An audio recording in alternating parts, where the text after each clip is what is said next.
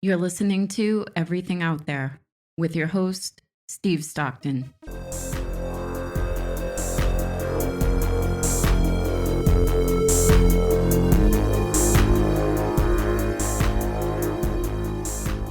Hello, friends.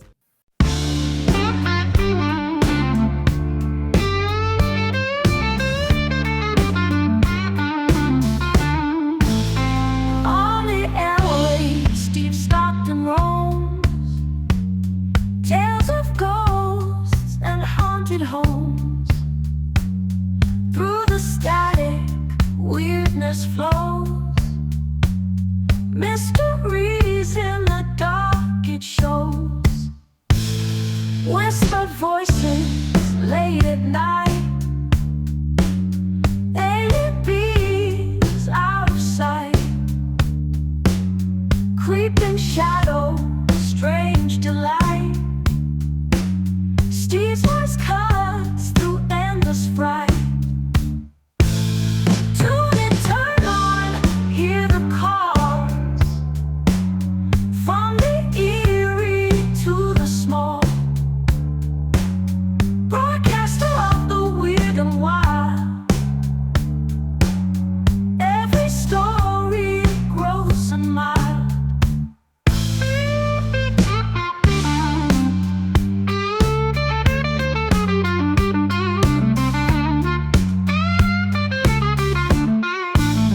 Echoes from the void respond.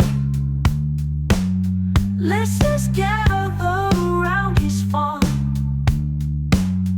teleporting minds beyond. Fear and curiosity correspond. In the silence you can hear, beckoning the brave to steer. Through the realms of unknown fear, Steve Stockton makes it all clear.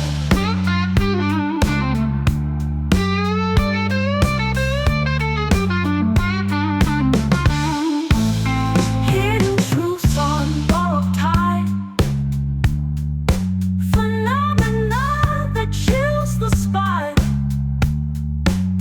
In the night when stars align, Steve's tales keep us all entwined.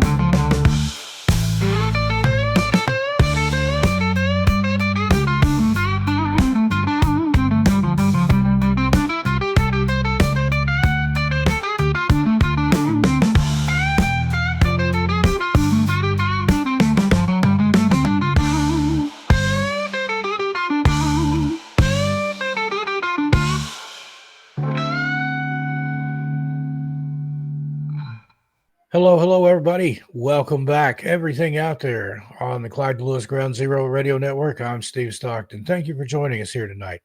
And joining us once again, encore presentation, Starfox from Starfox Radio, rather, from YouTube. Also, the North American Dogman Project. He's a journalist and a researcher, boots on the ground kind of guy. Real good friend. And I'm going to be doing a bi-weekly show with him coming up. Looking forward to that. You might know him from YouTube. He partners up with Jessica Jones, the Cryptid Huntress, on a lot of things. They've got some good stuff over there. I'll link the YouTube channel in the show notes. Starfox, how you doing tonight, brother? Why, hello, Steve. It's ironic how last time you said with that epic introduction, you felt like you weren't going to be able to bring enough, but you still did. Well, I mean, you just tossed me a pretty legendary introduction right there too, man. So yeah, I do always appreciate sitting down. The shoe fits, brother. But yeah, I had a good time over there. It looked like we pulled some good numbers too. I was happy with that. Nah, so was I, my friend. And I actually was recently some other people that have been, just trying to filter through my thread and see, what they can do to help, get me more views. They actually told me a couple things that were beneficial. Just something as simple as instead of putting Midnight Lycanthropy episode so and so, I now just start it with like Dogman or Bigfoot versus Dogman, and then I just keep the thumbnail with the Midnight Lycanthropy and then the actual episode number, because I was reading through YouTube lately and having some people update me, and I think it recognizes, I don't know if he said 4 to 5 words maybe. So within those first couple words, you really want what it is that you want people to be searching about. So hopefully that helps too, man. Yeah, the algorithm is a strange thing. It can make you or break you, and they're constantly updating it, reprogramming it. But it does look for words out of the show title in the thumbnail. I know that, and in the description, and use of hashtags helps too. But you don't want to go overboard, because then it seems to send it the other way. Mm-hmm. It's tricky, but I've kind of got it down to a science. I'm doing okay over there on missing persons and mysteries. See how it right now. Currently, I'm at 308,802 subscribers. I love each and every one of them. I love what I do. But tonight we're here on this broadcast for Clyde Lewis Ground Zero Radio Network. In fact, we're recording this Friday evening. Clyde's doing a special show tonight from 10 to 1 a.m. my time, where he's having all the show hosts from the network come on. And so I've got that to look forward to after this. Busy, busy, busy. That's the other secret. Stay busy, stay consistent, just keep producing quality content. If you find your niche, go with it. Beautifully stated, my friend. So tonight, you and I have some pretty interesting stuff, like always, to speak about to the audience. Yes, I try to keep the majority of my Dogman stuff on Starfox Radio and Midnight Lycanthropy. I am obviously not opposed to answering that on anybody else's podcast or speaking about it.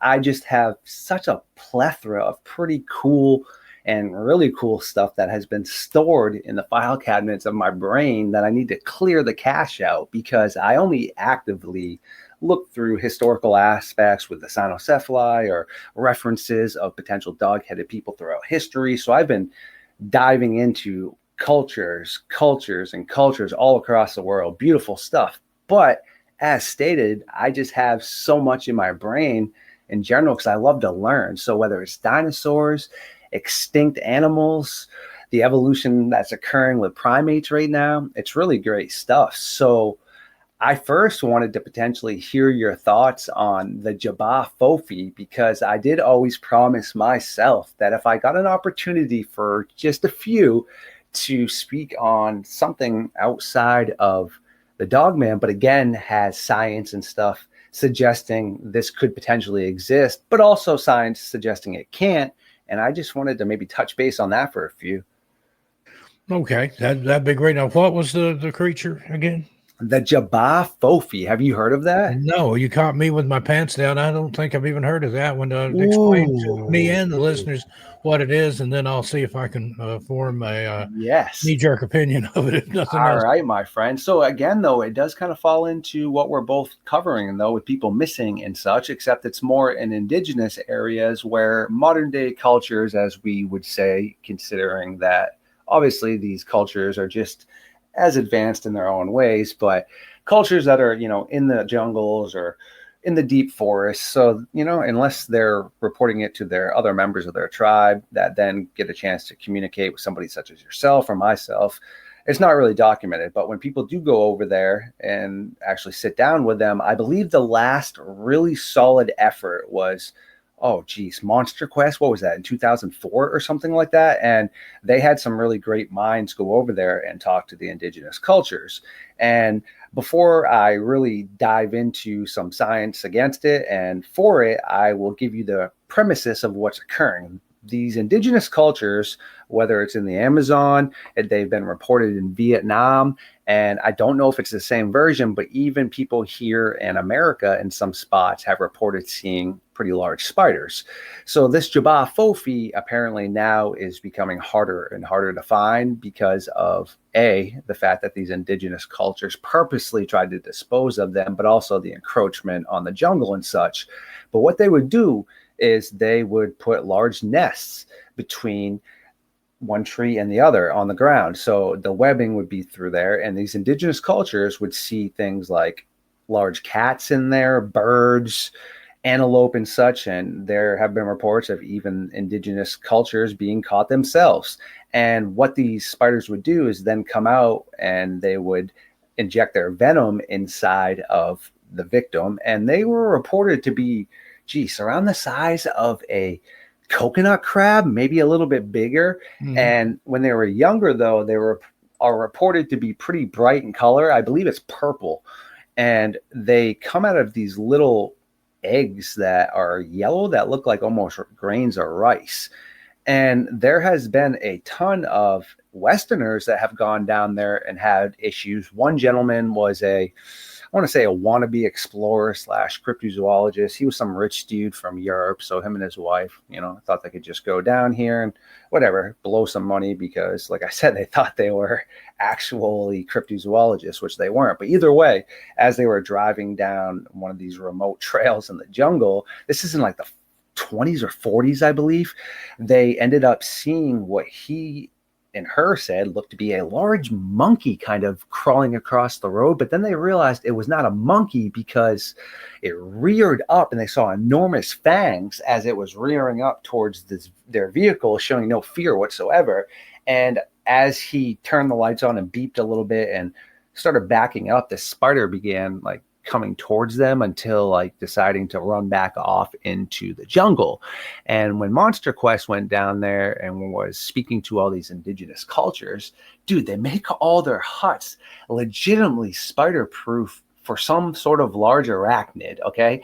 And that is very interesting because obviously something they're dealing with is that real to them. And it is believed to steal pets, goats, smaller livestock, children, and even men and women. So that's just a little bit before we dive in more, man.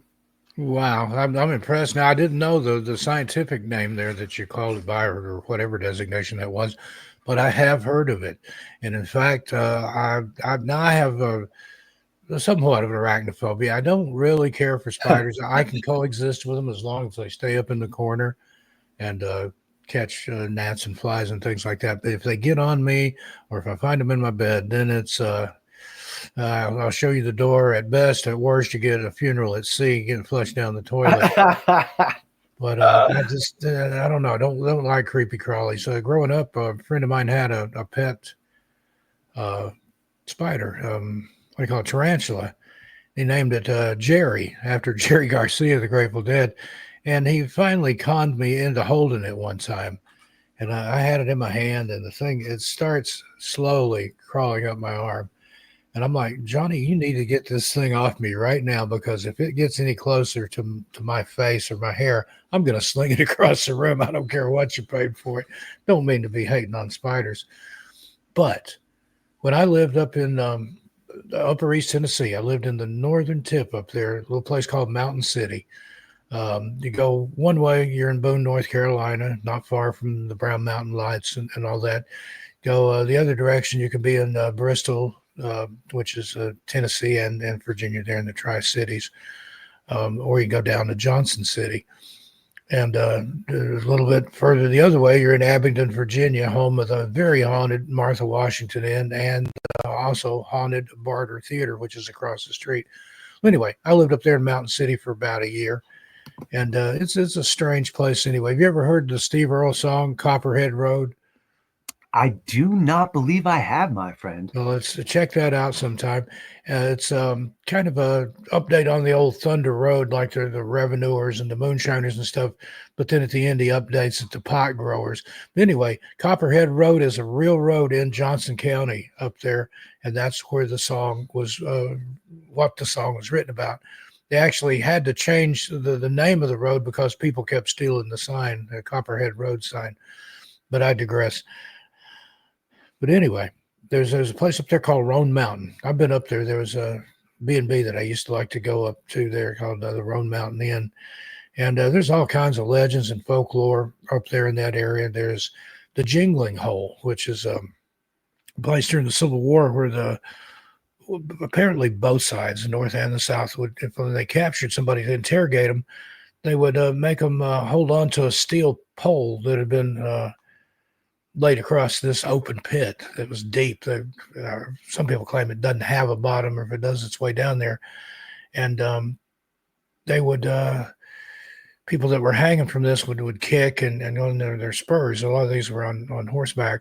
You'd hear their spurs jingling, and that's why they called it the jingling hole. Well, some of them were unfortunate, and they fell down in there, and that was the last trip on that excursion. And to this day, supposedly you can still hear stuff coming out of there. There's a place called Trade where they have trade days where the natives used to trade with the white folks. What else is up there? Fiddler's Rock, which is up on Roan Mountain, little place there. There was a guy that would come out and play the fiddle and charm rattlesnakes that live on the mountain. Well, one day they found him deceased up there. He was covered in snake bites. So apparently the snakes got tired of being charmed. But to this day, they say on certain times, you can still hear him up on Roan Mountain. You can hear a fiddle playing. It's supposedly his spirit. Now, said all this to tell you that. The guy that I knew that was from that area and lived up there told me, he said, Steve, there's a place up on Roan Mountain I can take you to. And I said, it's kind of hard to get to. It's this sort of a hidden cave. And he said, I kid you not, inside this cave, there is a spider that lives there that's as big as a house cat. He said, I don't mean the whole spider. He said, I mean the body of the spider. Well, I can't remember what it's called. It's as big as a cat. Then you've got all the legs and stuff. He said there's birds and squirrels and small game there that are entombed, that are wrapped up, where the spider's been feeding on them and stuff. And I for a brief second, I thought, I would like to see that. And then I thought, nope. Because he said, when you go in, there's all these webs and stuff, and you got to kind of fight your way in with a walking cane or walking stick. And I thought, no, that's the last thing I want. Because, a spider that big, venom, it wouldn't take much to, I'd be cocooned in there. So there you go. I knew what you're talking about. And you probably never heard that legend from Upper East Tennessee, but I know a guy that can take you to the cave. Wow, that's definitely some pretty gnarly stuff right there for sure. And as you're talking about that, all I can think about is, because I'm a nerd, is in the Lord of the Rings and also Harry Potter, those two gargantuous spiders that are up in there, they are for sure something out of nightmare fuel. But I did not know you had some arachnophobia. So on a funny note, just a little bit, just as I thought of something, especially one that big. Holy cow. So I don't know if you'll find this funny then, but I do find this super cool. Is a lot of people don't realize that jumping spiders, for example, it's not been very well documented to see if tarantulas and other species, but keep in mind, tarantulas are considered old age spiders, if you know what that means. And then new age spiders are considered like the jumping spider, the wolf spider, etc. And jumping spiders are actually known and well documented to have bonds with their owners. They recognize you and stuff. And I've always found jumping spiders to be super cool with like all their eyes and their little hands and such. So that's just some pretty interesting stuff right there. And then, as you mentioned, again, back to those caves that we don't know too much about. So that really, honestly, doesn't surprise me that much because we don't know anything really about the caves. And I got some more messed up stuff for you about this. If you actually think of how big this spider is reported to be, well, before I dive into the reasonings, really why that it might be pretty hard for a spider to grow this big, but also something else it could be, but it doesn't make sense that it would be. I got an interesting account again from that area where this time this gentleman actually was a real person that had expertise on exploring and such, and he went out in the jungle with a group of missionaries and such, just to make sure that, he wasn't going to be ambushed by any sort of nonsense that could be occurring. And, guess what they ran into, supposedly? The Jabba Fofi. And apparently a few of the soldiers or mercenaries got caught up in the web and immediately, well, just like we had described before as to what had happened to others. Well, that same stuff happened to these guys, and apparently they were disposed of quickly, even though they tried to struggle, and there was only a few left, and they started shooting at them, and they dropped, I believe one or two of them, but then the spiders lunged at them, pulled away his two remaining missionaries or companions, whatever you'd like to use for terminology. And then afterwards, he was bit, but then somehow, which doesn't seem very far fetched. I mean, adrenaline does, very interesting things. And I've spoken about that before, how people have had wounds that were mortal. And as soon as their blood pressure and adrenaline dropped, they just bled out. But all of a sudden, they're on the war field sitting here, picking up people, lighting people up. And it's like, dude, what is this guy, the real Terminator? But then, like I said, your blood pressure drops and you're spraying out everywhere. So this dude makes it back to the camp. Well, immediately the indigenous people, by the swelling on him and the way he looks and the poison, they notice the Jabba Fofi, and he's struggling to try to explain to them what's happened to him, but his tongue swelled up and he ended up being unalived. So you have that account too. And then you have another account in Vietnam of American soldiers that came across a group of things that sound to be very similar to the Jabba Fofi or a large spider. And they came at them, and no one was unalived, but the spiders were. They lit them all up. So now let's, real quick, go into the science aspect. I mean, realistically, with how spiders are built and such, look at a jumping spider. Look at its dexterous aspects and how quickly it moves, but also look how small it is. Now look at a tarantula. Yeah, they can, boogie a little bit if they, need to, but they're not the most fast and explosive spiders. Science has been wrong before, though, but it really depends on the oxygen level. And apparently with the oxygen that's on modern day Earth, it's not considered enough to allow these arachnids to grow to their super sizes that they used to in prehistoric times. Again, though, like I said, science can be wrong. So it's not really that far-fetched to think a giant spider could exist. But also, like I said, there is science supporting how that's not possible. And before I dive into potentially some other stuff that people said they were and something that relates to, again, somebody missing, I would like to hear your opinions on that.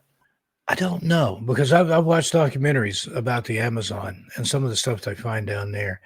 I saw this one thing where they went out in the rainforest and they found this huge tree, canopy, you can't even see the sky. And they set off some smoke bombs and stuff in there. They got out of the area, and then all these insects and things started falling out of the tree. I think they've done this in some movie or something that I saw too, but I did see it in a documentary. And they were in there and they were finding all these weird things, hundreds of species, just I think every year, maybe thousands that they find down there. So I don't think it's beyond the realm of possibility that there's just a whole myriad of insects out there, including spiders, that we have no knowledge of yet. And especially big ones like that. And, what you were talking about there, it kind of reminded me of some of the cases I've covered, the missing people cases. And if you overlay a map of these clusters of missing people, it also lines up with the cave systems. So that's another thing to add to the laundry list of stuff that could be taking people, is these giant spiders in caves. And who knows, maybe they've developed, something like, say, a bird, a canary or a mynah bird or something, where they can talk, because people have talked about hearing voices coming from a cave, or the sound of a baby crying, or even people calling their name. People that were, now that's kind of getting into the supernatural level, because usually it was somebody that was deceased or somebody that was at least 1,000 miles away. And I covered one case where the guy heard his own voice calling to him from a cave, like, "Hey, come on in here." So maybe it's some kind of highly developed spider, maybe an alien hybrid spider that has these wild talents. I mean, if you did go into the cave looking for a voice, maybe you wouldn't see the spider hiding behind a rock or something. And next thing you know, you're bit and then being spun into a cocoon. True nightmare fuel, indeed. Yeah, you want to talk about some nightmare fuel? There's actually a movie called Sting on Hulu that actually involves that, where, long story short, is this little girl, I mean, she's a teenager or whatever, gets this spider that falls down in a little meteorite into her apartment complex. And I'm not going to spoil it for everybody, but the spider is a mimic. So, yeah, it whistles to her when it's hungry and such, and learns to sound like a cat in distress to make some lady climb down and try to think it's her cat. Yeah, so pretty gnarly stuff right there, man. And I wanted to touch base on some of the stuff they do think potentially that this could be.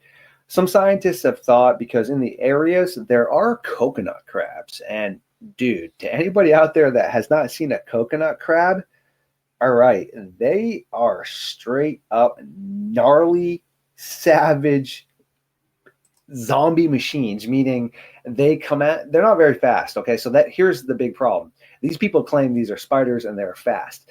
Coconut crabs aren't really that fast, but the problem is they just keep coming at you in very large numbers, and there's not much you can do to get rid of them. I mean, they climb trees. And You're giving me chill bumps here. Yes, you're going to be, like you said, destroyed. So there actually is a very interesting aspect of what happened with Amelia Earhart and some of the areas where, they believe that she went down, and if she did escape the crash, where she would have went. And recently they found some stuff suggesting she was on this island, that they believe she was consumed by coconut crabs. And that would explain why you've never found anything else of her. But again, the coconut crabs are slow.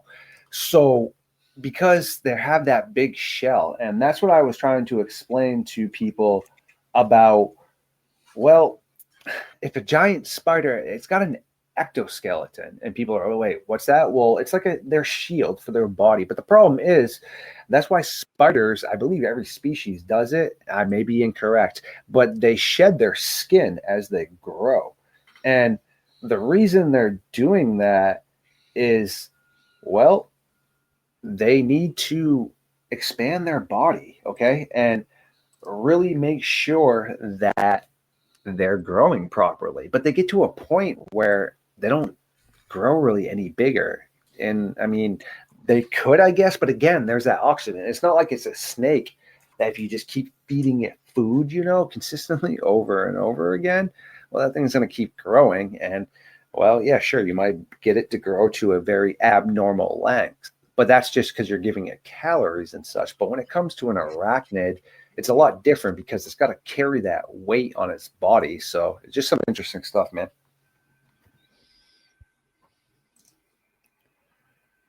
Yeah, indeed. And strange that you mentioned that. I was just reading some stuff today about Amelia Earhart, synchronicity there.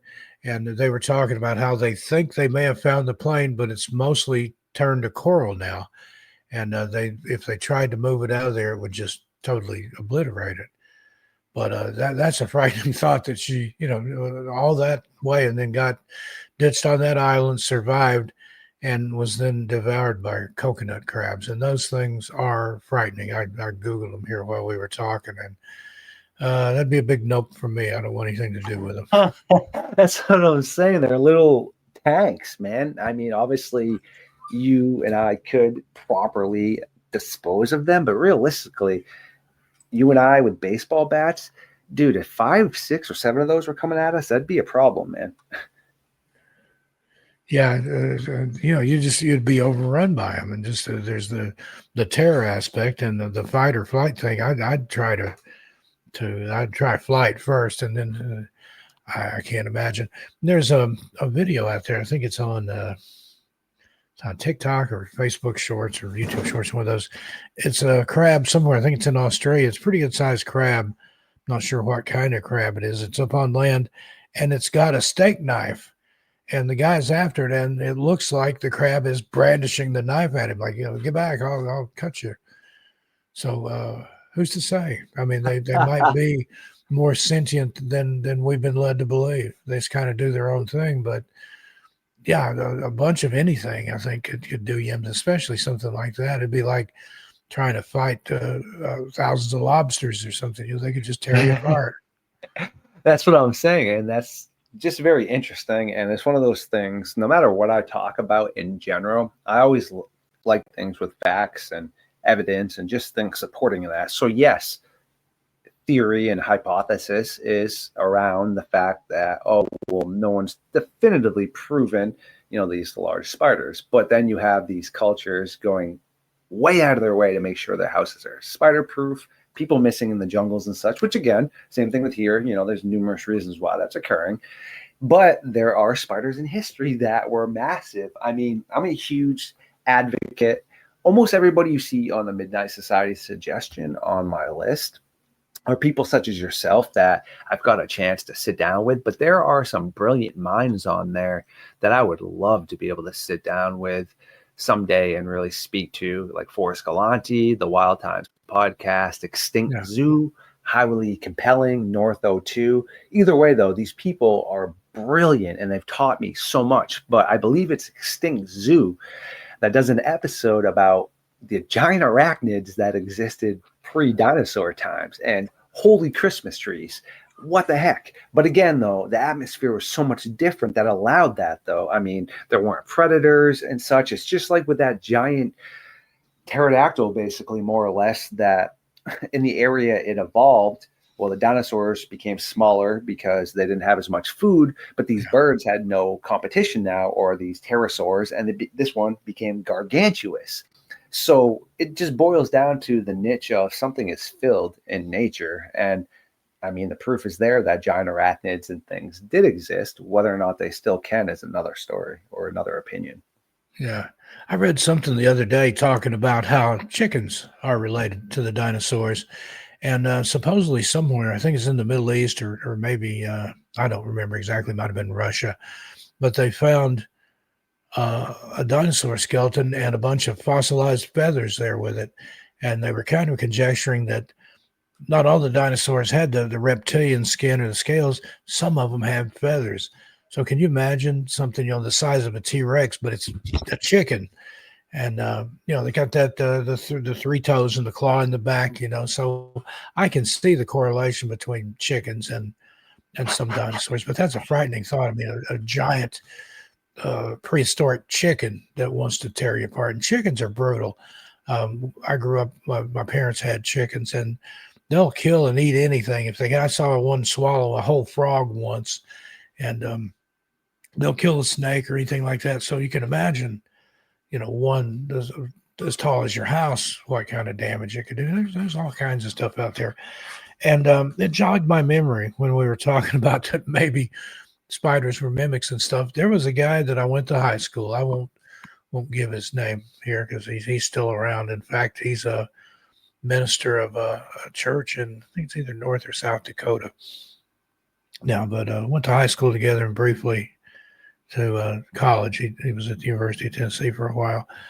Well, he told me a story one time about he was in the basement of a church. He was kind of a religious zealot. That's the kindest way to say it. And he volunteered at this church to clean it, like Saturday night before Sunday morning service and Thursday after the Wednesday night services and stuff like that. Well, he was down in the basement one time, and in the storage room, I think it was where the furnace or something was in there. So there was a dark room. But he said that he encountered a big black spider in there. He said it looked like the size of a tarantula, but it was shiny black. It wasn't furry, wasn't hairy. And he said the thing was demonic and that it started talking to him. Now, this guy, like I said, he was a kook.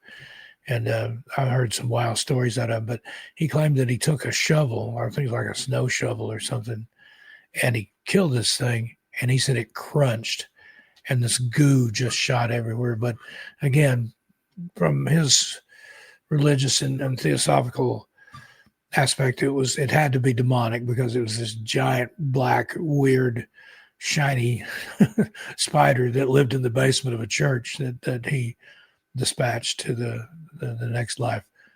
But I remember that, and he claimed that the thing was talking to him. He said it wasn't very loud, but it was talking to him. Now I have heard, that there's certain bugs and things that can make a noise that mimics talking. You know, crickets chirp and things squeak and make these weird things. And you got katydids and stuff like that. But I don't know about anything that if it has a voice, there's something either supernatural or something we're not aware of, or who knows? Maybe my friend was right and it was demonic. What better place for a demon spider to hide than in a dark furnace room of a church? Yeah, some straight up gnarly stuff for sure. And before I I've thought blow about your that mind, 40 years. right. And before I blow your mind a little bit more with the whole dinosaur thing, I mean, the bottom line is spiders and arachnids don't have voice boxes. That's not to say that, by stroking a spider web or something, they couldn't make some sort of hum, or, that might sound like a sound that maybe some sort of insect they prey on, might draw them in. That's not very far-fetched to think, That but is.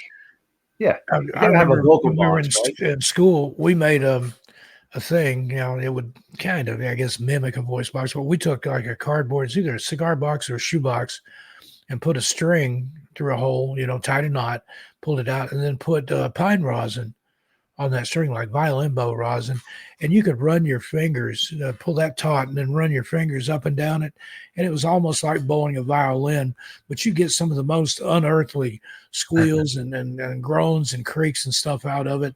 And it's just some strings of rosin. So, Mhm. who knows if that web was thick enough and it was attached to something that would sound, maybe a hollow or Mhm. something like that, or a log, or even a tree. I mean, the guitar, rudimentary guitar, and the spider just moving along that, or maybe kind of plucking at it.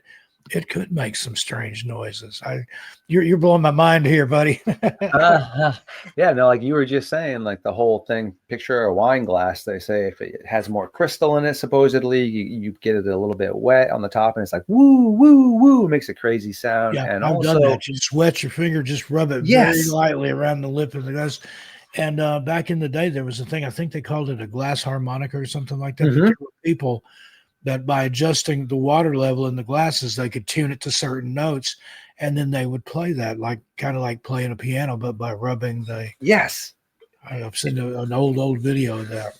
It's like the Ozark Howler when we were speaking about that same thing, how they're able to replicate a very creepy howl by using rope and barrels and such. So it's definitely capable and possible. But man, you want to talk about before how you had mentioned that, well, some dinosaurs had feathers. They're pretty optimistic. The majority of them did. And they're very optimistic that the majority of dinosaurs actually were warm blooded and that they weren't typical, quote unquote, lizards.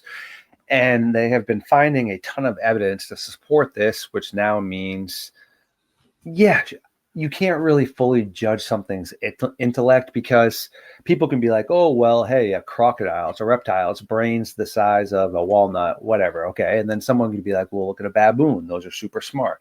Yes. But I recently watched a baboon that apparently thought he was king of this area and got snapped up and consumed by the crocodile. So wait a second, this crocodile knows, and they warn people, do not go down to the water the same points in time, do not camp in the same points in time, because they learn your patterns. I mean, I don't care what any human out there wants to say about that topic. That's pretty intellectual enough to be able to survive as long as they have. And dude, they're outsmarting people. Wait a second. I thought people were so smart, but how many times do they get consumed by crocodiles after being seriously. told not to do that? Yeah. Darwin in action there. That reminded me, I saw something in the news the other day about a bunch of monkeys that escaped from a research facility and were out raising hell in the woods. And they claimed that they were monkeys that hadn't been experimented on yet. But of course, that's what they're going to say. Don't tell them what's out there running around. But it also reminded me, have you ever heard of the 100th monkey theory? No, I have not. And I would love for you to tell me that. But one quick thing I wanted to still blow your mind about. So recently about the feather thing is they found what they believe is a version of the T-Rex, not just a relative, but a version. So most animals, right, you head down to warmer climates. No, not this T-Rex. It went up to the North Pole and they found feathers on it. And they believed it was white like a polar bear. And wait a second, if you're cold-blooded, you sure as heck can't be living in the snow. You'd be frozen. And wait a second, it's got feathers. And wow, it chose to go up north because, wait a second, it had to deal with harsher climates, but it had no competition for predators. Where if it went down south, it has other T Rexes, all kinds of other carnivorous dinosaurs. But here in the North Pole, they only had herbivores. So this was the apex predator in the area. And there you go, my friend. That's some brilliant stuff I had just found out, too. Yeah, that's indeed. I love the research that you're doing here. Um, this is what I got about the 100th monkey. The 100th monkey theory is an idea that suggests when a certain number of individuals in a population learn a new behavior or idea, it will suddenly and spontaneously spread to the rest of the population, even those who are geographically isolated. Now, the story behind this theory stems from observations of Japanese macaques in the 1950s. Researchers noticed that some monkeys on the island of Koshima learned to wash sweet potatoes before eating them. As more monkeys learned this behavior, it seemed to reach a critical mass, after which the behavior suddenly spread to other monkey colonies on nearby islands, even though there was no direct contact between them. So the phenomenon has been interpreted by some as an evidence kind of a collective consciousness or a morphogenetic field that allows for the instantaneous transmission of information between individuals without any physical means of communication. Now, again, it's just a theory. It's been criticized by the scientific community, but again, I think it kind of makes sense, that how did they learn it if they're geographically isolated? I mean, they can talk, but if they're on different islands, how did they tell? I mean, they can talk to each other. They have their own little language there. But that's Well, in a nutshell. That's the 100th monkey. that is some great stuff. And to be honest with you, as a scientific mind, I would love to hear the reasoning from the scientists because I have heard other scientists right now that I'm going to state, and they are also on my science team, some of them. I don't know where these scientists were thinking because, I mean, yeah, of course that happens. And I'm going to give everybody an example. Orcas.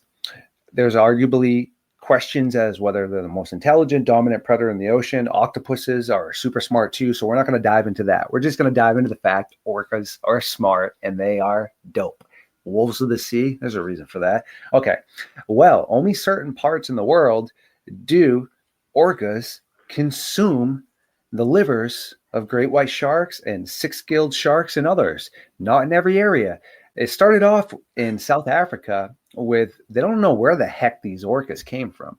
They don't know if they were in captivity and got too big or what, but they had their fins bent over. And the only way that ever occurs is if you were put under extreme stressful situations, malnourished, and also in captivity. Born in the wild, it's never been documented that you would have like bent over dorsal fins. And port side and the other side, I don't know my boat terms, is what they dubbed these brothers, they believed, and they watched them sit there and start doing this. The only two orcas to ever be seen doing this.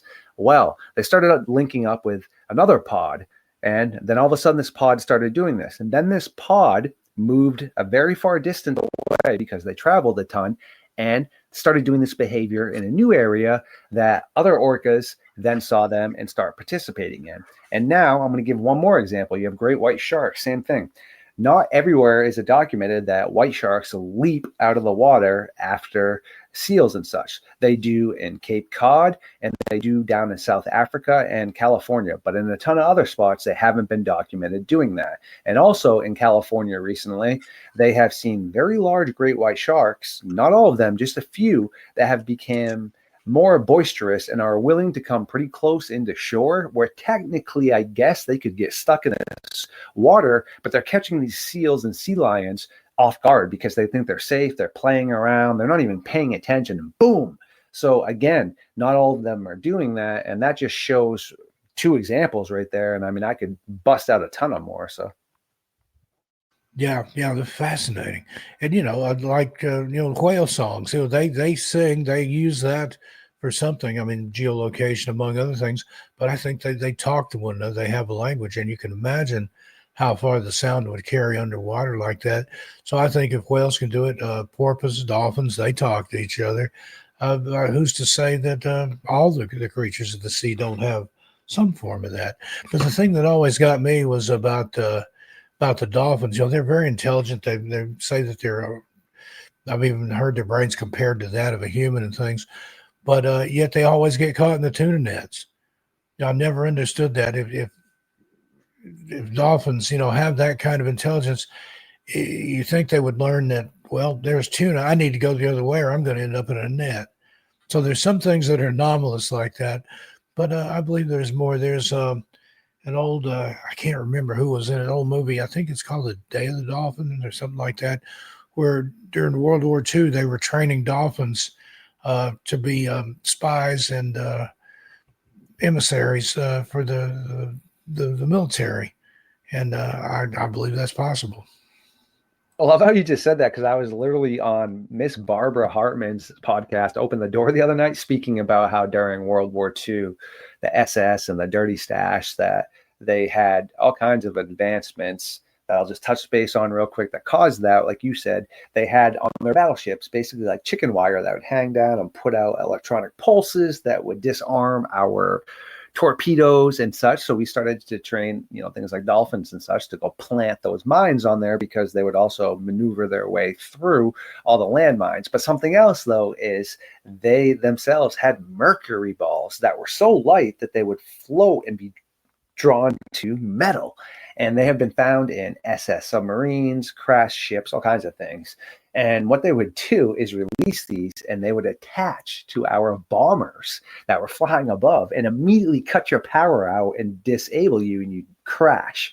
So, I mean, yeah, the technology right there caused obviously something to have to be changed. But yeah, I don't have an answer for the tuna net thing. But then obviously they're smart enough to maneuver their way through the minefields and put a bomb on the boat. So I think it might just be that you don't always get the cream of the crop, man. I think the ones that are caught probably aren't the smartest, just like the slowest, or the ones that have an addiction to the taste of tuna. Yes, exactly, my friend. So I think like that theory, I don't know who says it, but the biggest and baddest of anything is not the biggest and baddest because they were dumb enough to get caught. Meaning if you see, Gustav or something that's a 25-foot crocodile. Well, like I said, you're filming him. You've almost caught him. He's dumb enough to be in that situation, which means there has to be something bigger fish in the sea. It's just the way things work. You're never going to be the most dominant at anything. Yeah. And I looked up that movie, 1973. I was 10 years old. It's called Day of the Dolphin. Marine biologist Jake, played by George C. Scott, and Maggie Terrell, Trish Vanderveer, have for many years been doing dolphin research in the Florida Keys and have even coached some dolphins to speak primitive English. But when two of the dolphins are kidnapped, an investigation proves that the Terrell's financial backers, the mysterious Franklin Foundation, have had sinister intentions all along. The dolphins are to be used to deliver and detonate explosives beneath the president's yacht. Now, how's that for a conspiracy? And it's from based on things that I've read. It's not too far from what these animals are capable of. Yeah, of course. And that's brilliant stuff right there. And people just in general, I think, always find themselves to be the most intellectual. And man, I run into that so much, which is why I don't enjoy communicating with certain amounts of people, because you can't even have a conversation a lot of times without somebody getting upset about something, even though you're not upset, just because you have a different view on something. And people just are always thinking they're the smartest or their opinion, etc. Even though when I make opinions about things, I purposely go out of my way, to do the research on something before I solidify my opinions. And I just think in general, we run into that a lot where people just think that, oh, we're the smartest and we're not an animal. And, oh, it's just a stupid moth. Like, who cares? I'm a person. Get rid of that moth, step on it. But if we really pull back and think about Earth and evolution and how everything is, that moth serves the same purpose, if not a more prevalent purpose than we do. I mean, realistically, we do have the capability to do some very beautiful things for Earth and in general. But for the most part, we tend to do negative things that outweigh positive things. And I'll give a few examples real quick. We know nothing really about the ocean, yet supposedly the Mariana Trench is the deepest part of the ocean. And well, there's trash all the way down there. So wait a second, we know nothing about the ocean, but yet we've been able to somehow pollute it already. Good, great stuff. And then we all know that what the ocean filters out things that we need in the atmosphere, man, to make sure that we can breathe properly. So do trees. And what do we consistently do? We cut down trees over and over again. And we just, whether or not it's needed, everything is amplified. There's no more like respect anymore. Like I'm a big person about, if I could go back in the past, I would love to live like the indigenous cultures. I mean, you just take what you need. You always make sure when you leave that there's more in left for nature than you bring back. That's just the way it is, man. And no one seems to really have that respect anymore. So no wonder nature doesn't really like people. I mean, people for some reason think that we own Earth and that we created it and that everything is under our depiction, meaning, okay, people, will say, hey, there's too many herbivores in this area. We need to make sure to go in and hunt them. Okay, well, I'm not saying that's incorrect or correct. My response would be, before humans ever existed, if we didn't encroach enough on nature and screw things up, predators and such, those things are handled. Okay. Yet for some reason now, we as people think, nope, can't be any wolves in Montana. I'm sitting here trying to raise my cattle. No, no wolves, even though wolves are a pivotal part of evolution and the survival of other things. But no, it doesn't matter. I'm a person. I'm better than that. And it's very unfortunate. So I just always try to distance myself from things like that, but also make sure to realize that there are good things that can be done and make sure that I'm trying to be on the side of that. And like you were saying, AI, for example, people all day can say all the bad things. I'm going to give a beautiful example of AI. What can AI do that you and I can't do? Doesn't need to rest, man. Crunch, crunch, crunch, crunch, crunch, crunch, crunch, numbers, everything. Well, with the Amazon, you know how many species they found recently with AI? Because AI can listen to everything. It now tells people that the jungle is in distress because it understands the vocalization patterns and such that are occurring. So if this is doing this, it's because this is occurring. Wow, is that some beautiful stuff? So if everyone thinks AI is so evil and such, it's not. It's just like everything else. What are we using it for? Yeah, and indeed, it's the intent. It's like any tool, like a handgun, for example. It's what you do with it. If you rob somebody, that's one thing, but if you hunt with it for food, that's another. And I'm not advocating for or against hunting. That's each their own. I'm not a hunter. Never have. I shot a squirrel when I was a child and did something to me, and I've never shot another animal. And never will. But it's just one of those things. It's again, the VCR, when that came out, people was like, oh, that's going to destroy this and destroy that. Again, you can watch it for entertainment. You can rent the tapes, or you can use it to illegally tape stuff off the TV, the Major League Baseball without the express written consent. And you've committed a crime. It's just the intent with it. But yeah, AI, it can be a tool, and the more it knows, the smarter it gets. And I mean, there's people that worry about the singularity and stuff. And I think we're still decades from that to where Yes, it realizes that the biggest threat to humanity is humanity and has to destroy us, kind of like Hal in 2001: A Space Odyssey. But something else you were talking about there, it kind of reminded me. There's an old Isaac Asimov short story, and I think the man was a genius. It's called "Does a Bee Care?" And it's kind of talking about does a parasitic something like that, even if it's an animal or a human, does it care about the host? And then no, the answer is it doesn't. But just apply it somewhere here and see if this sounds like it could be possible. An egg or an ovum is deposited on a pre-human Earth by an alien race, and in due course it gives birth to a creature that takes the form of the human. Over the centuries, The creature lives amongst humans and mentally influences certain of them to advance the development of the civilization. In particular, it works on scientists, and eventually it causes the development of space travel. As the first spaceship to attempt to reach the moon is being built, the creature, now known as Cain, causes the creation of a small space in the ship, which he enters unknown to the builder. So the thing has been here for centuries, and it's just trying to influence the human mindset to build all this and to make all these discoveries so it can get back home. And he drew a great analogy between this cane creature and a bee that visits and thereby pollinates flowers at random with no real knowledge of what it's done. But it's a great story. If you've never read it, check it out. But I like that concept that, we could be intergalactic sea monkeys or an alien ant farm or something, if you will, that we're put here to get to a point where we can do something for something off planet. Brilliant stuff right there. And I mean, we do, like I said, have the capability to do quite amazing things. And even our ancestors, which again, modern day individuals look back at, a lot of our ancestors and assume that they weren't very intellectual. I mean, before I dive into something to show their intellect, I'm going to give an example way back in the past. Neanderthals. Okay. It's very widely accepted that Homo erectus and other versions of more modern day humans evolved to be more intellectual than Neanderthals. Okay. I mean, sure.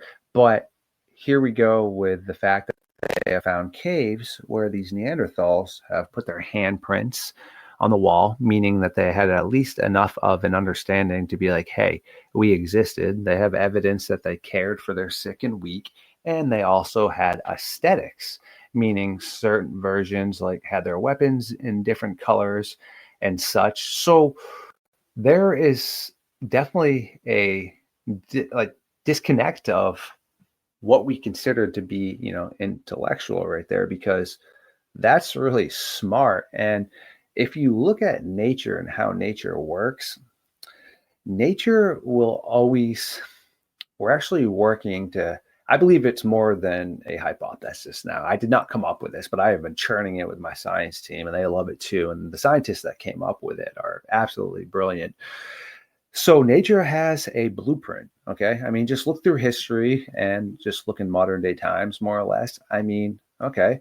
T-Rex, Allosaurus, different, pretty similar, right? I mean, tiger, lion, different, pretty similar. Okay. Megalodon, great white shark, different, pretty similar.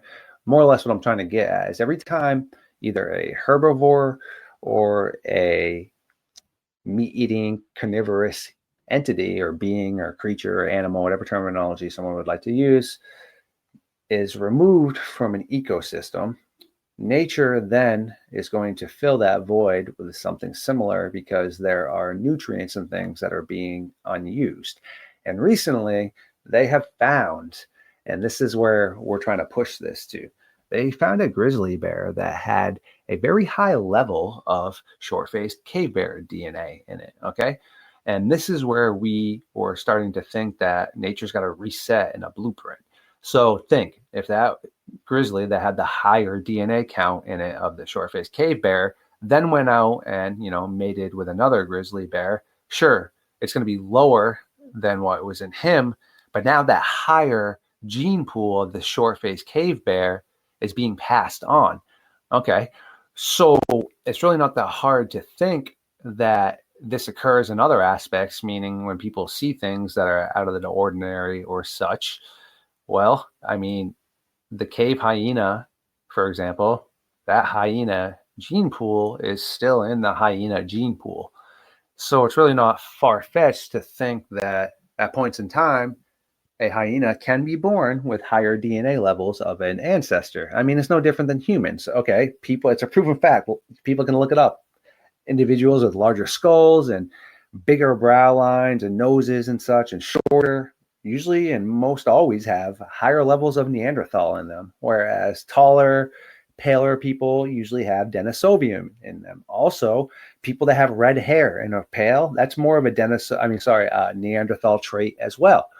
Very interesting stuff. So if that's able to recur in us, okay, then why would that not occur in nature as well? Like our science team said, it's not a good thing with nature, meaning not with a bear, but if something, for example, was starting to develop or come up with a higher DNA percentage, that most likely means its ancestral aspect is on its last line. But like I said, nature has a reset button. And if it didn't, then why does everything fill a niche? Like I said, I mean, there's not much of a difference between a T-Rex and an Allosaurus. They were put in different time frames. They didn't collide with each other, but they were in that niche to then consume things. You remove both of them, well, you have the Carnosaurus. I mean, there's Gigantosaurus. There's a ton of apex predators that fit the same line of those dinosaurs. And what happened? One was removed, another one stepped in. So Indeed. And it's just, nature takes care of nature if it feels a need. Like you said, if it has to evolve something or replace something altogether, that's what it exactly will do. Now, it may take, thousands of years or more to do it, but in nature, everything seems to serve a purpose. There's a few things I'm not so sure about, but I'm sure, somewhere along the line they do. But it's just fascinating to think about, how there's such intelligent design there. And that's another thing I think that points to the stars or from a biblical perspective, the mind of God, because you look at the numbers that are in everything. God is in the numbers. Look at the golden ratio. yeah, that's some And you really see great that stuff all right there, throughout man. nature. You are not incorrect, my friend. And I mean, I still wanted to blow your mind again, but there is actually some pretty quality evidence supporting with the octopus, for example. It's unlike anything else, any sort of cephalopod or anything, even squid that are closely related to it, not as intelligent, not capable of doing. They've documented They can learn to octopuses. open a jar to get stuff out. Yes, and they basically do what the predator does, meaning they sit there and orchestrate decorations in front of their caves and their little dens and stuff. So, wow. But now, again, real quick, with the prehistoric aspect, this isn't prehistoric, but we're going to talk for a second real quick about the Egyptians and then also the Greeks, because the Romans pretty much just took everything the Greeks did. So we don't need to mention them, even though they did elaborate a little bit. But on top of the pyramids, there has always been some sort of metallish, shiny substance that they always wondered what it could serve purposes for. Recently, there's a ton of evidence supporting it was more or less like a primitive power source, meaning that when the sun and stuff would hit that, it would boom, boom, boom, connect, and it would cause power. Unfortunately, once one would be, damaged or something, you would lose all your power, but that's pretty advanced. And then the Greeks had forms of electricity and running water to an extent, and that's pretty dang advanced, man, because after these time frames, what happened in the medieval times, you want to talk about primitive Neanderthal living? Went backwards, went the other way. Yeah, something happened there that caused a reset. Yes. Well, before we get into that, let's take a little break. We'll play a commercial here and then a little bit of music. Be back in about 5 minutes, folks. Thank you for listening. More good stuff to come. Attention all Ground Zero fans. Aftermath.media is celebrating our 4-year anniversary with a spectacular deal just for you. Wow! For a limited time, you can get an Aftermath Premium Yearly subscription for only $79. That's right, just $79 for a full year of exclusive content, ad-free listening, and premium features. Dive into a world of incredible stories, top-tier journalism, and the best in entertainment. Whether you're a longtime listener or new to Ground Zero, this is the perfect time to join the Aftermath family. Don't miss out on this amazing anniversary special. Visit Aftermath.media today and sign up for your Aftermath Premium Yearly subscription at just $79. But hurry, this offer won't last long. Celebrate with us and elevate your media experience to the next level. Aftermath.media, the ultimate resource for parapolitical and paranormal fans. Visit Aftermath.media and subscribe today. That's Aftermath.media.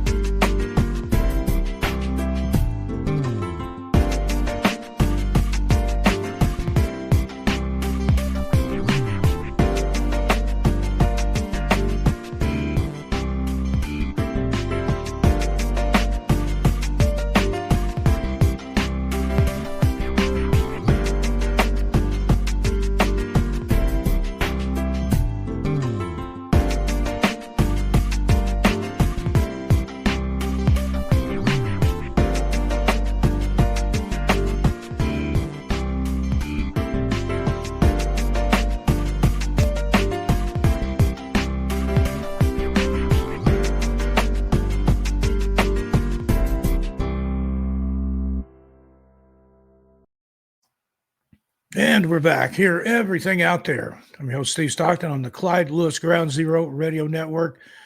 Back to continue to blow my mind for the second half of the show.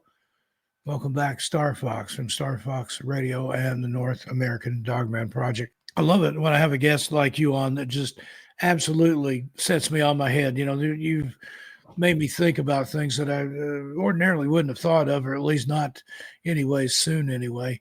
And I really appreciate that. And I'm sure the audience does too. So we could pick up where we left off. We're talking about ancient cultures and then what happened between that and medieval times. There was a reset in there somewhere. What do you think happened? That's a very good question, my friend, because obviously, like you said, there was some sort of reset right there. And I don't think it really had something to do with all of a sudden people lost the intellect that was there. I don't know. I think something must have occurred, meaning, yeah, if they were, for example, able to have like the power sources with like, the Egyptians and such, well, if, the line of individuals that knew how to do that had an unfortunate event, maybe they passed away or something and they didn't pass on that knowledge, then all of a sudden the top of one pyramid gets damaged, boom, everyone loses their power sourcement there, then they can't grow crops properly or whatever, etc. And same thing with what happened with the Romans. Well, they got overran by Norse tribes and people that were considered by the Romans to be barbaric, but I mean, people had been living that lifestyle for hundreds of thousands of years. Okay. So it's interesting to depict that as a barbaric, because I mean, it really all depends on the eye of the beholder. But either way, I think just because of maybe the harsh treatment and such, well, you had those rebellious cultures, but at the same time, sure, they might have been rebelling for what they were able to convince their followers of, but haven't we gone down this road before, right? When you put your enemy of an enemy is an enemy of mine, or whatever that terminology is, I definitely just messed it up. But what My happened? enemies, was it my friend's enemy? How does that go again? My enemy's enemy is my friend, I think is the way it goes. Yes, when you Right. get what I was trying to put down. So Yeah. what I think occurred is you had people that were no different than, like, I mean, look at Attila the Hun, prime example. I mean, to his followers, he was considered the man, but to everybody else, that dude was psychotic. But he ends up, being able to, he was some of the people that took on some of those more prominent cultures. But more or less what I'm saying is you get people like that, right? That talk everyone that's tired of being oppressed. You get an Attila, you get a Genghis Khan, you get somebody Yes. that just comes along and finds people they're complacent, they're happy, they've got the white house with white picket fence, the 2.3 kids, and then all of a sudden here come the barbaric hordes, the plundering hordes come in and just blow their minds. Mm-hmm. And I don't think Attila the Hun and all those people you mentioned cared about that type of technology. They just wanted to plunder. So I think a lot of that just got destroyed. And most likely anyone that thought or had that belief system was probably unfortunately executed. So again, that's just my thought on that. But I think that might be a big play, that then all of a sudden you got these more primitive based psychos kind of that got into power. And people can argue that, but I mean, look at a lot of the religious, I mean, not sorry, a lot of the royal families and such. Man, there was so much incest that was going on in there and all kinds of messed up stuff. So just because somebody was a prince or a queen doesn't mean they were of sane mind. And I think a lot of that had occurred in the beginning, is that you just wiped out everything, meaning there's very rarely, when cultures that are overtaken, their stuff gets infiltrated back in. The Greeks pretty much are, correct me if I'm wrong, the only culture I know where, because the Romans loved the Greeks so much, but they took them over, but they still loved everything about them so much where they're like, yeah, we're going to base everything off y'all. And you can even have Athens, but it's not Greece anymore. It's Rome. But the majority of other cultures I've seen that are overtaken, no one cares about the art they did or the history. All that's usually destroyed, I feel like.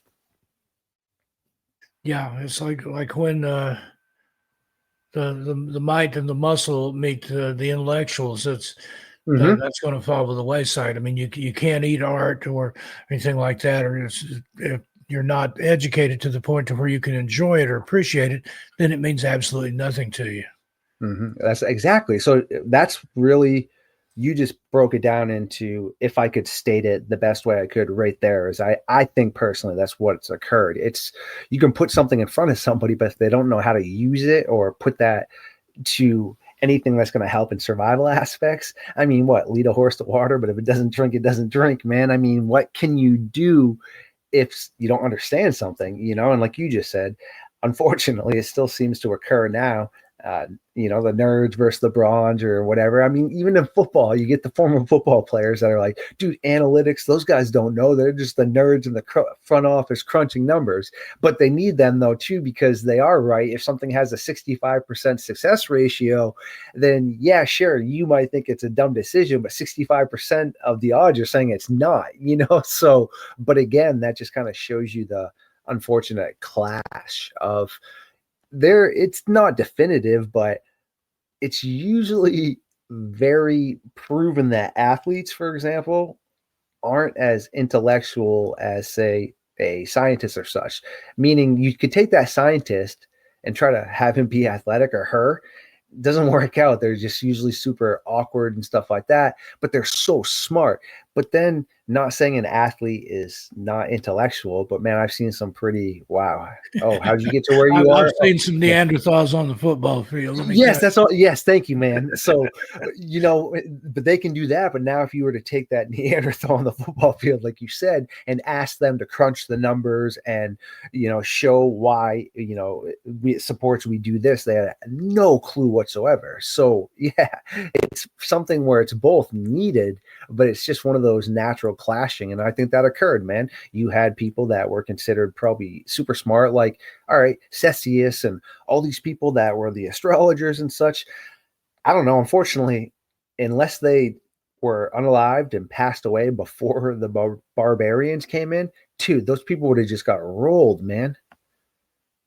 Yeah, they wouldn't have had to.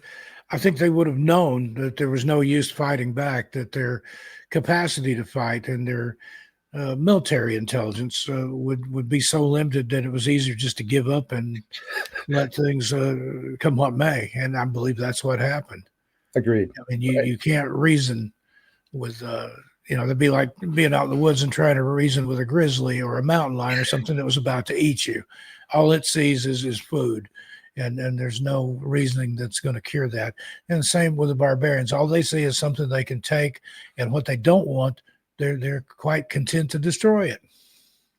100%. It happens all the time. I mean, even in modern day war times, unfortunately, when cultures invade other cultures, there have been great historical finds, like complete dinosaur skeletons almost, and all kinds of beautiful things that have been blown up in airstrikes. And no one cares about that outside of, unfortunately, the people that do in the cultures. But like you said, usually when someone's invading, they're not there because they respect your culture. They're there because they don't care, and what you have is what they want. And Yeah, I I mean, can't imagine, saying, well, let's go attack this place because they've got a fantastic art museum, a burgeoning nightlife scene, and some of yeah, the best off-Broadway theaters you won't believe.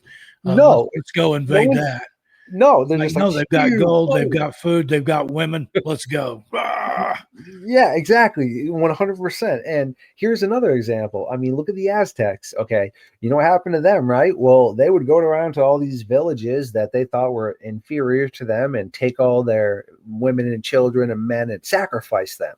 So, what happened as soon as all the Spaniards came over? What do you think all these indigenous cultures did that were being abused and completely terrorized by the Aztecs? Yo, they're right over here. Like, let's go get these guys, dude. And what did they do? They teamed up with the Spaniards to remove the Aztecs. So, I mean, that's another example right there. The Yeah, Spaniards weren't here my for good enemy's reason. enemy is my best friend. Exactly. Yes. Oh, wait, you guys? Wow.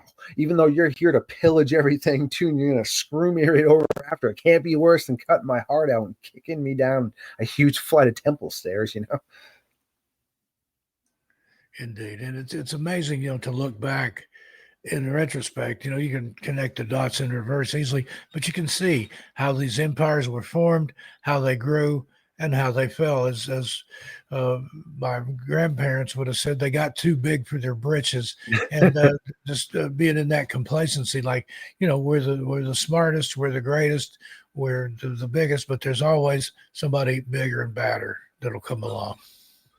Yes, like you just said, it's just the way things really occur. And here's something else that's super interesting that I think will also classify into what people in the past might have seen for misidentifications and such. There are a ton of indigenous cultures that had really awesome get ups. I mean, like big crow masks and feathers and such that they would put on, and they would wait till the fog would come out and such, and they would even go into the water and dip down like they were drinking and flap all around. And some of the more westernized individuals that had basically wanted to learn about this were able to witness a lot of this stuff, and they had done that with a lot of things. That they did a ceremony that basically had something to do with dog-headed people, where they would have people run in on all fours and dressed up just like the wolves with the furs on and everything. And then one of the chief's son was supposedly unalived. Then all the women would cry and the wolves would carry him away. And when you see it, though, you're like, wow, that's super cool. But also to someone that's never seen that before, and if they saw that in the fog and stuff, It'll scare the pants off of. yes, and they would Like in think it was a the giant pterosaur. military campaigns decades ago, they talked about shock and awe. That was a way to display military might and prowess to your enemy, and then they just lay down their weapons. But I heard a comedian say once that the way to win a battle like that would be put people in mascot costumes. He said, imagine got these primitive people that you're getting ready to fight, and all of a sudden here comes 1,000 troops in say Disney costume, like Goofy costumes, charging over the hill. Take no prisoners, and it's going to scare the life out of them, because it's to them it's some hideous apparition. They don't know what it is. It's some kind of bizarre cartoon looking creature with a gun shooting at them. I mean, he was saying it to be funny, but I think there's a little nugget of truth in there.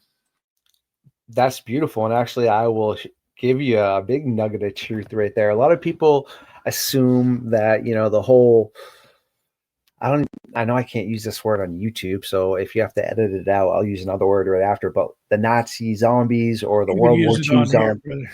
Okay, so a lot of people with the Nazi It's in the right zombies. context, so no problems.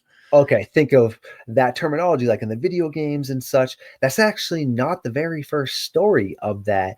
It was actually the Russians that were these quote unquote zombies. So this group of Russians, unfortunately, were in an outpost that was like a little mini kind of castle, from what I understand from the way it was drawn and described. And it was surrounded by dense forest everywhere. And the Germans and the Dirty Stash and the SS were coming in to try to overtake this area. But the way they were placed, the Russians actually had the advantage, and they hadn't been overtaken yet. And I don't know how long this had gone on, but it was for quite a long time for these soldiers to be able to hold off this huge monstrous army that was coming.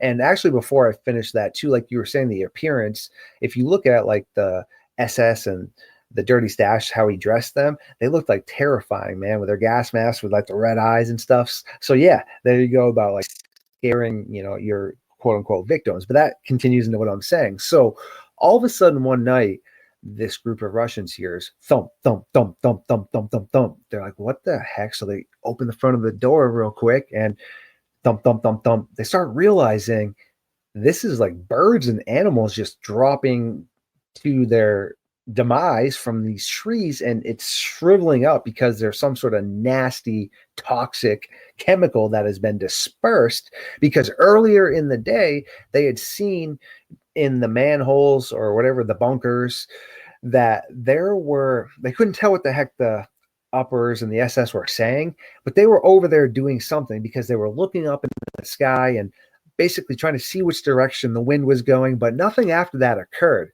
Well, now it all occurred that, oh crap, that's what they were doing earlier. They were figuring out the wind direction so that when it was right, they could do this. Oh crap. Well, sure enough, they closed the door and all this, but the dang gas comes in too. So they tried to wet everything. Well, unfortunately, by wetting things and putting it over your mouth, this type of gas just made it worse. So literally all these soldiers, man, were coughing up pieces of their lungs. Their skin was melting off. Their bones were starting to disintegrate. Well, they were all like, you know what? These mother truckers want a battle. We're going to give them a freaking battle. So as they started encroaching up on this castle, these now decrepit and basically living dead Russian soldiers bust open the door and they're like, "Wah!" Like shooting off their weapons. All the Germans were like, dude, what in the Christmas trees are those? Because they literally sounded and looked like zombies walking with their feet all bent in, their bodies distorted. And they all ran off, man. They were getting caught on the barbed wire, dude, and everything. And they were just going up and unaliving all these Germans. And apparently one German shoved like a bayonet through the head Russian guy's stomach, but he didn't feel anything at this point in time. He just spit on him and pulled it out and lit him up, and all the rest of the Germans ran away. But obviously, eventually, the Russians fell and succumbed to this nasty toxin. But that's pretty much the whole Nazi World War zombie thing kind of came into play. Cool stuff, man. Yeah, indeed. Yeah, we had a couple of pastors on here a couple of weeks ago talking about the Third Reich and occultism, that there was a lot of interest in that among Hitler and his minions in trying to win the battle through whatever means that they turned to some occult things with some rituals and things that they did. And, that's by whatever means necessary. War is war. And if you have to turn to something dark and something evil and something supernatural, if it helps you win the war, then so be it. It was the way they looked at it, apparently. He definitely, I mean, okay, again, I'm spiritual. Like I've told you before, I'm not religious, so I don't learn about a lot of this stuff until, Dennis Carroll and other people such as yourself that are super educated on the biblical aspects, and Dennis really is educated on occult stuff. Well, I mean, it can't be ironic, and I don't believe in coincidences, really. I mean, I'm sure maybe they exist. Okay, but why is it every supposed demonic area or areas that were considered to be of dire stay away from did the SS and the Dirty Stash show up to? I mean, Castle Hauska or Huska in the Czech Republic was built to supposedly keep these demonic like beings that were coming up out. I mean, things that looked like goat men, werewolves, shadow figures, the Jersey Devil, creepy stuff. So why did the SS and Heinrich Himmler go there and then start practicing their own sort of strange rituals? And the Dirty Stash was very meticulous. He documented everything. It's just what he did. And sure, he talks about how he burned some of them, meaning he didn't want others or people to know about what was occurring. But they documented how this area reeked of sulfur and all this stuff. And also recently in the Czech Republic, they found 13,000 occult books that the SS and the Dirty Stash had hidden in a bunker. And amongst all these books, of course, are all the cursed books that are banned in countries and certain religious groups. And man, when you got 13,000 books that are diving into pretty questionable stuff, and then you're showing up in pretty questionable areas consistently, I mean, you got to at least at some point in time figure out something pretty messed up, correct? Yeah, indeed. And again, it's just you can't even fathom, like I would think of our military, holding rituals and things, but that probably happens. I mean, there are people in the military. Michael Aquino, I think he was a colonel or something, major general. I don't remember. He was heavily steeped in the occult and drew from that from a militaristic perspective. So it does go on. I don't think it's as prevalent as it was in that in the Reich, but you never know. You don't know what goes on behind closed doors and in those secret chambers, and it could very well be. I mean, I covered a thing about. I think we talked about this when I had John talking about Dogman, about a research project back in the 60s where they were trying to control beagles remotely, and then how they may have jumped that over into to humans, and then had some sort of canine human hybrid where that came about when they were trying to build a super soldier. And there's all kinds of stuff we don't know about. I know, isn't that so crazy, my friend? It's recently, and sorry about that. I thought my phone was muted. That's just my own Yeah, intro. That's no worry. copyright free, so you can use any of that. It's just my own Starfox thing. But yeah, no, recently they again near Castle Hauschka, when people speak about the Berserker program and the super soldiers that the quote unquote they were trying to make, well, they found, I believe it was like 15 German soldiers that had very strange military gear on and deformities. And again, I don't believe in coincidences, and nor do these individuals. I mean, why did they all have these kind of deformities, or what we think are deformities, but maybe they were trying to make it so they weren't deformities? And again, right there, I mean, you have documents of him talking about trying to make the quote unquote super breeding program, etc., where he was trying to make, like, super humans by, sure, I'm assuming by means that no different than bodybuilders and such do, and maybe other sorts of means. I mean, I do know Stalin and such did try to have somebody make an ape army, but again, like I've spoken about before, I mean, I'm always open to change my mind, but as far as I know with science and things, this would occur naturally, and it hasn't. I mean, if a chicken can go and mate with an alligator, there would be an alligator chicken, but the alligator eats the chicken. So yes, numerous times he tried to inseminate women with chimp DNA and vice versa, but it didn't work because yes, it doesn't work like that. But I guess they didn't necessarily go on for that long, but Stalin, quote unquote, had seen enough. So apparently he was like, yo, this is a waste of my time and assets. But either way, again, the dirty stash and such was into things like that. I mean, I do remember a video, I don't know if it was Russian or German, where they took the head of a smaller dog and put it on a larger dog and vice versa. And they also took a dog's head completely off, but hooked it up to a machine where that was basically like a heart that was still providing oxygen and stuff to the brain. And this dog would notice citrus and things and still lick. And unfortunately, I saw something that the good old boys over here had done at a point in time with an ape. Same thing, chopped its head off. And man, I mean, so this type of occurrence isn't new. So it is very interesting. And then when you find those soldiers, well, it kind of, again, ties a little bit more clarity into it, I feel like. Yeah. And so I saw a documentary. It's here on YouTube. It's called Madness on the Motorway, about these sisters. I believe they're twins that were walking along one of the motorways in the UK, and ended up getting into all kinds of trouble. One of them got hit by a car and then got up, and they were trying to fight the police. And I don't know. I just watch that. I'll send you a link to it. I believe they were part of some kind of super soldier program. One of them, I think she jumped off a bridge or something to try to get away.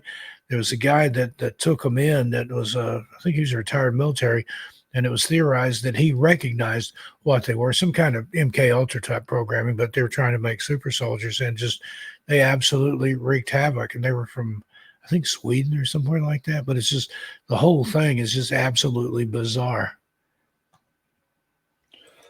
Yeah, I had heard about that before. That's pretty interesting stuff right there, man. And also something else too that kind of ties a little bit into that is, I don't know if you ever heard of Robert Businger or Bobby Businger from Vidor, Texas. The name sounds familiar. It was in like the late 70s where he now is able to talk about it because I guess there was some sort of court order where he couldn't speak about it for a very long period of time. But he, in the paper, more or less, they describe some disturbing stuff that occurred, but yet he talks about it too. And he speaks about how this very large man, but he seemed animalistic more or less, but it was definitely looked like a man-ish. But he would come to this property that Bobby and his wife lived on and would howl and would always bang on the side of the house so hard that it would knock like the ornaments off the wall, silverware plates down and such. So Bobby obviously was getting a little upset with that, but was intimidated to go outside and potentially confront this individual. So he ends up waiting for it to stop the next day, and this has been going on for quite a while. And he gets a hold of his friend who had some really badass, I believe they were German shepherds and guard dogs. Well, this dude again came back, and well, he tore apart all these dogs and just started banging on the house again. Well, finally, the police did show up and explained to Bobby that they had found this individual walking down the middle of the street. He was covered in blood, I'm assuming from wounds with the dogs, but also the dog's blood. But apparently he didn't feel pain, more or less, and was some crazy bodybuilder, but was also in a quote unquote insane asylum that he had escaped from. Just interesting. Especially the fact that when this article first came out, that the deputies decided to roll with the fact that they were pushing it was a werewolf fully, which is interesting why the heck they would choose that narrative over this. But this guy was still describing this dude as being animalistic like that. And it's just interesting, like you were saying, potentially, because they said to Bobby that he didn't feel pain, which there is some disease for that, which is interesting. But that's pretty gnarly stuff. Again, I mean, if you got somebody that's not feeling pain and is capable of doing massive amounts of destruction like that, dude, he was hitting his house so hard, dishes were falling over and it wasn't bothering him. I mean, if that dude came inside, what the heck was Bobby going to do and his wife unless they got a headshot that's just completely unalive that guy, Yeah. It's frightening to think about, but I think there's something to all that. There's all kinds of genetic experiments and DNA programming and things like that that go on that we have very little knowledge of. And if anybody tries to shine a light on it, then you're a tinfoil hatter or a conspiracy theorist. And, a conspiracy, all that means is two or more people conspired together to do something that they probably weren't supposed to do. So I like studying those conspiracies. Now, some of them are off the wall, bizarre stuff, but there's certain ones that I kind of buy into. I think there's some of them are conspiracy theories, but some of them will turn out to be conspiracy fact. And because I know stuff that I've heard have people come at me and say, well, that's just a conspiracy theory, but I know that it's not, like Operation Paperclip. We were talking about Germany there. After the war, they brought a bunch of scientists over here and put them to work. And somebody say, oh, that didn't really happen, but it did. My dad worked the documents are there though. Laboratory, yeah, and he worked right alongside some of those guys. And I've told a story about how I went home with a kid from school, had a very German last name. My dad worked with his dad at the National Laboratory. Well, we're playing in the basement. They had a rec room. That was a big thing back in the 70s as a basement rancher house. And he went to the back wall. He said, Steve, come here. I want to show you something. And he pushes the wall and it starts opening up. And I'm thinking, okay, yeah, it's a bomb shelter. We didn't have one, but I knew kids that did. That was a Cold War thing. Everybody had a bomb shelter. Like that would really do you any good. But I thought, okay, he's going to show me his bomb shelter. Well, he opens it up. He flicks on the light. The fluorescents click on. And Starfox, it was one of the biggest private collections of Nazi war memorabilia that I've ever seen assembled into this room back there.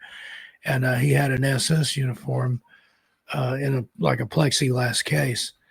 And I'm looking at that and I'm saying, wow, your dad really is into his war memorabilia, isn't he? He said, you don't understand.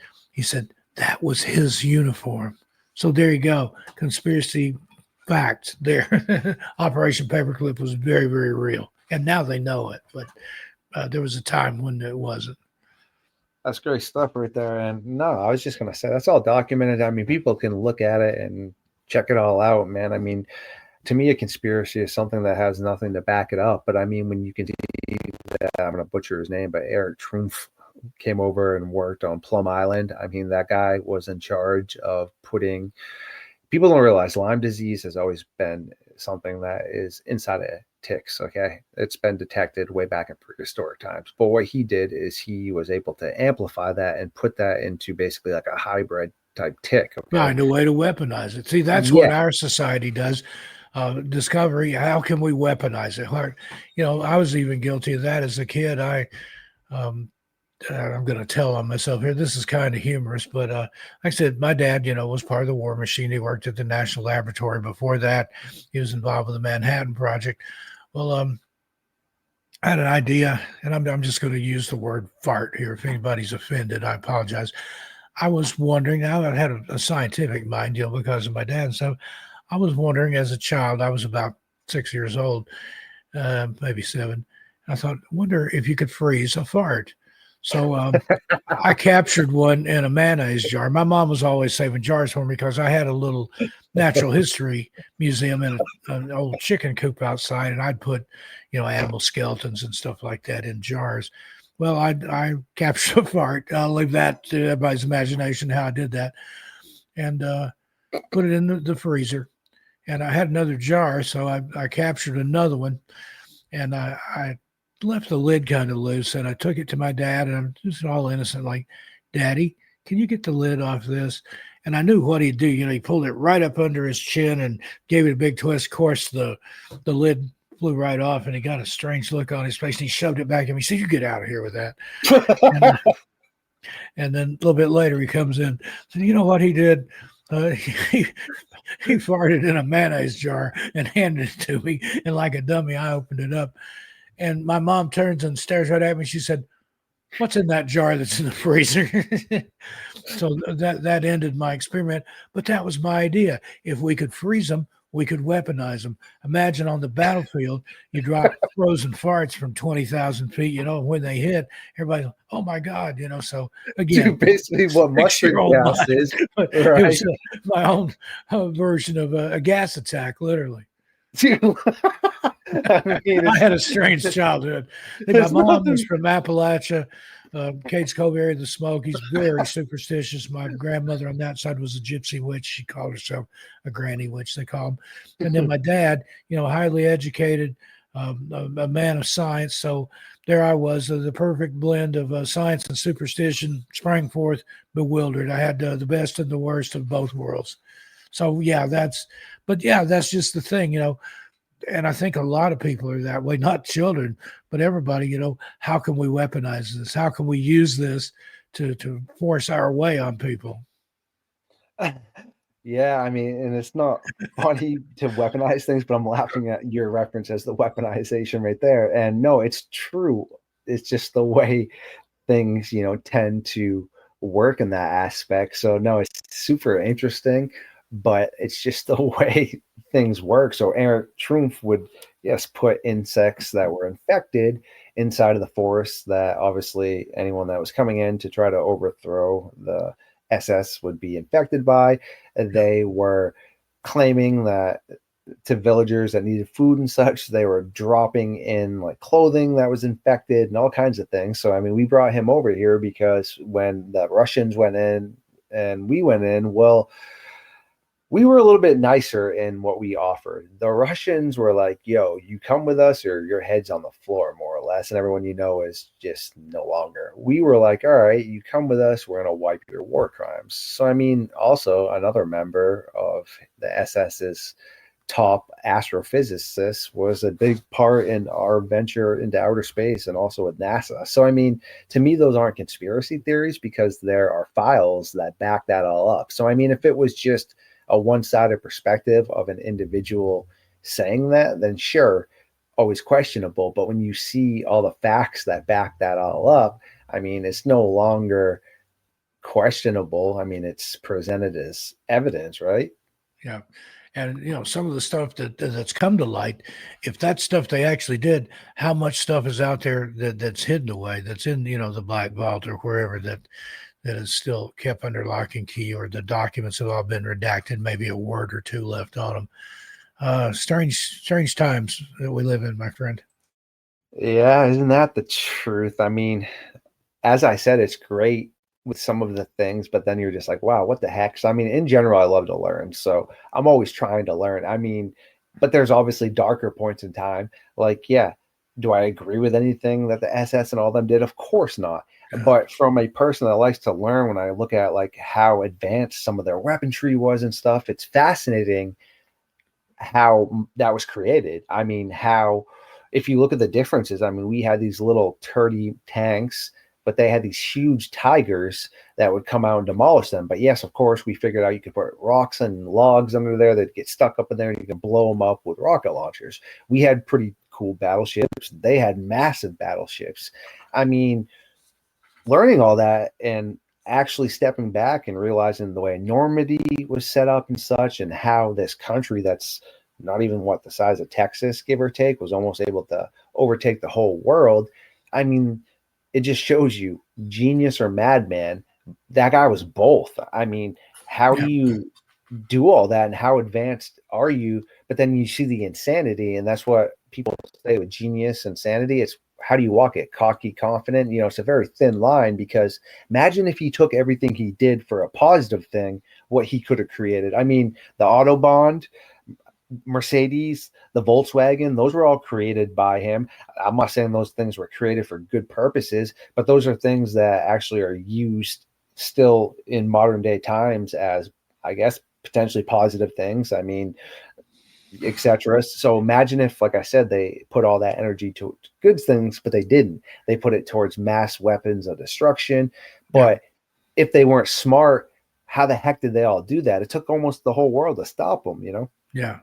And that's, like the Tuskegee experiment, things like that. But that was the whole impetus behind Operation Paperclip. Was like, well, we can take these guys and prosecute them as war criminals, execute them or whatever, or we can quietly put them to work in our facilities in Oak Ridge and Los Alamos, places like that, Montauk, and pick their brains, literally see what they know that we don't, and use that for our own good, for our own advancements. And I see the thinking behind it. I'm not saying I agree or disagree with it. I just don't have an opinion on it, because how do how could you can't really justify it, but that was the thinking behind it anyway. But and Yeah, that definitely. weaponizing things, that's, I mean, even before that, it was like during the times when in the West, when they fought the wars against the indigenous people, they infected blankets with smallpox and gave them to them.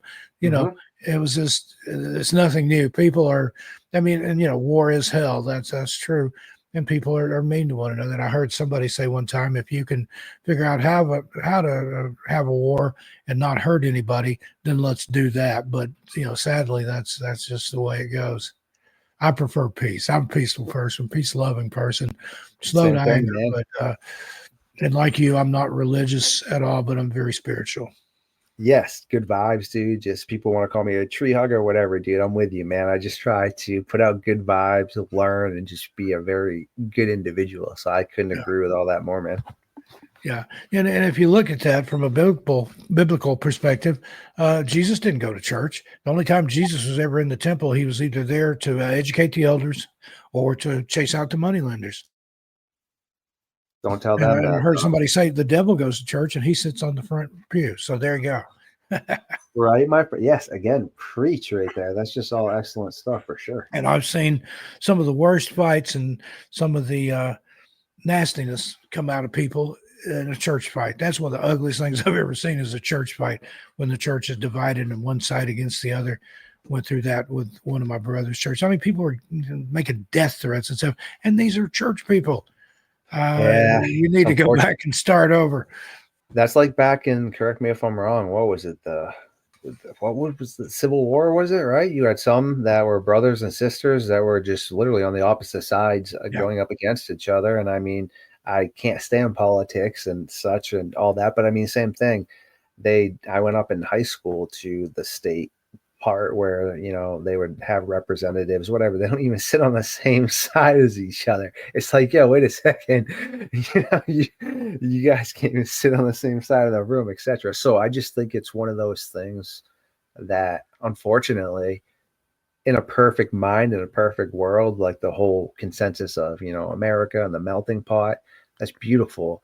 But in reality, it's so hard to take people that have different mindsets. I mean, it's no different than when I go to a Bruins game. I'm a Bruins fan. I don't act like this, but man, I've seen Bruins fans just literally almost get to the point of where I'm like, yo, chill out, where they're like going to want Yeah. to Like fight in somebody South else. America, they've had wars over soccer games. Over soccer games, dude. It's like, yo, chill out, man. Yes.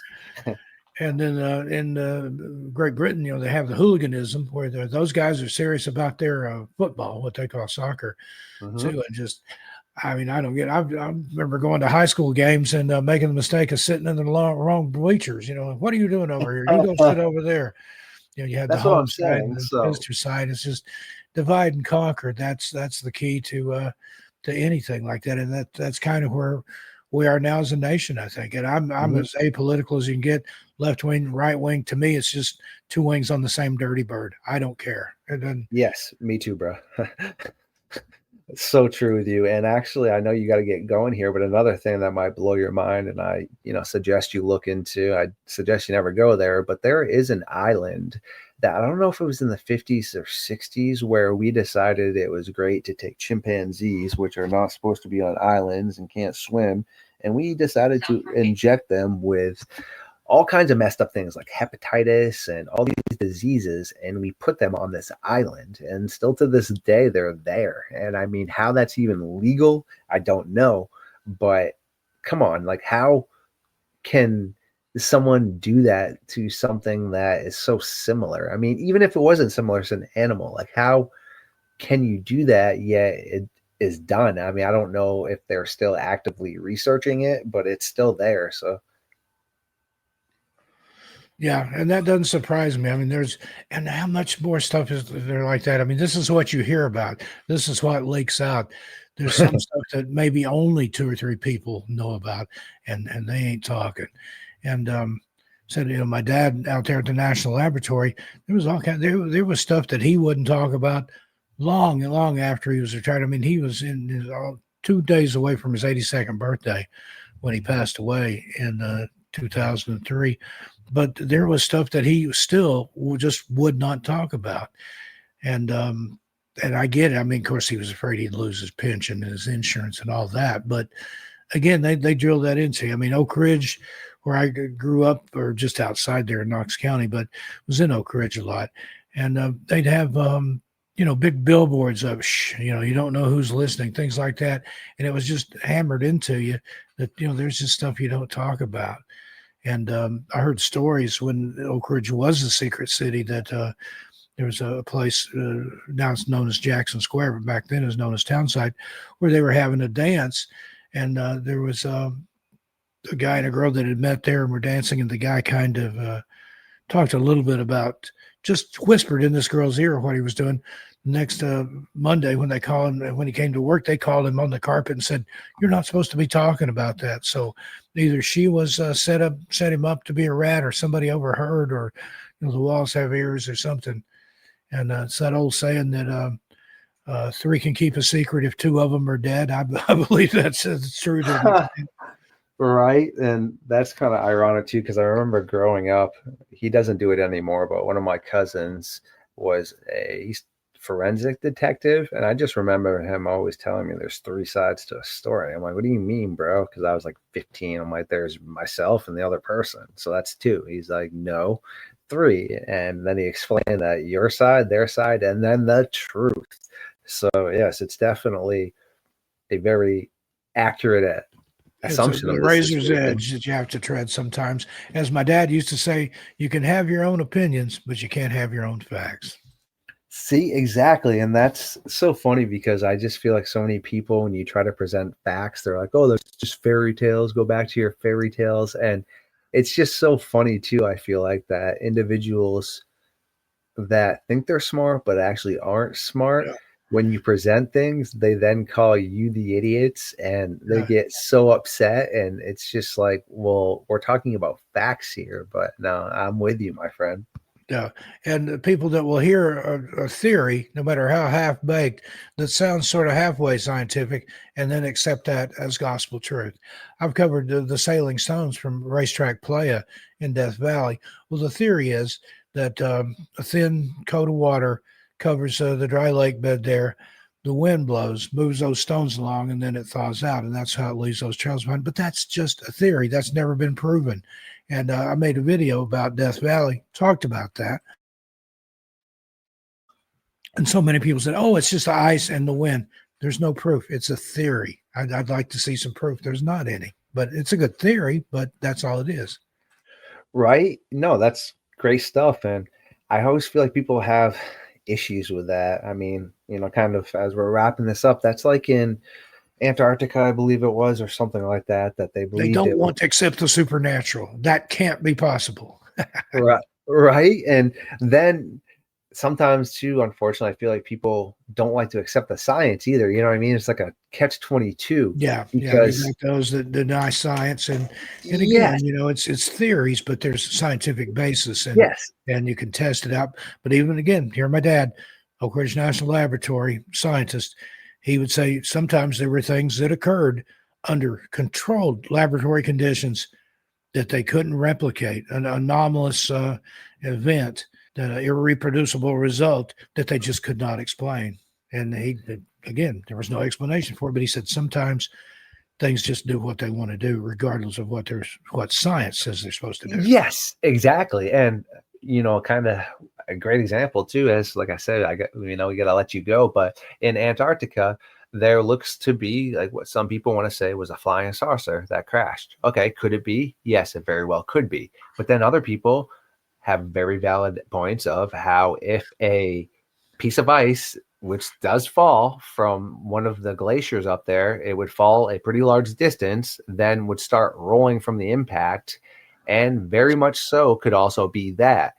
So it could be either or, and until someone can actually go there to show that, then we're not going to know. But then the people that love the supernatural are like, no, there's no way that happened. But yeah, sure, nature doesn't need a reason for that to happen, and nature doesn't need a reason for a leaf to go from green to red before it falls and no longer exists. We want to make it a reason. It's interesting. Yeah, well, it's like I used to hear in school that a doctor hears hoofbeats, he thinks horse, but a first-year medical student thinks zebra. Sometimes there are certain people that just want to look for the most obscure, strangest thing, but usually, like Sherlock Holmes said, it's the most common is probably your answer.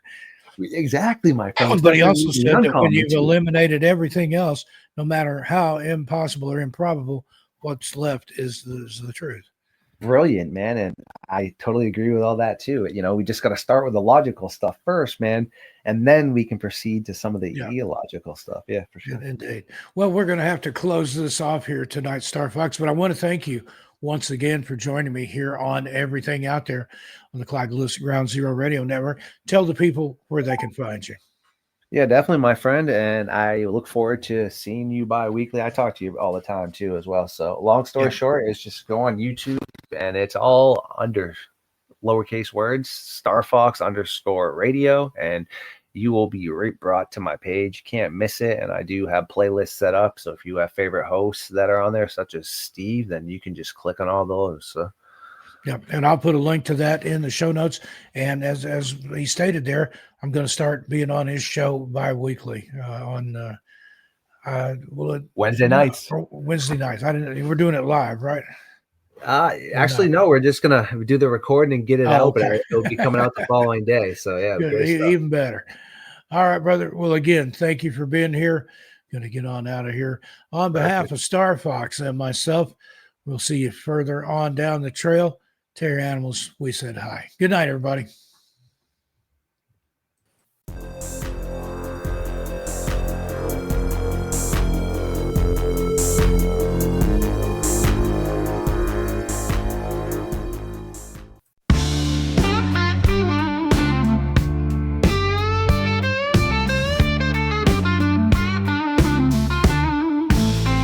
On the airwaves, Steve Stockton roams.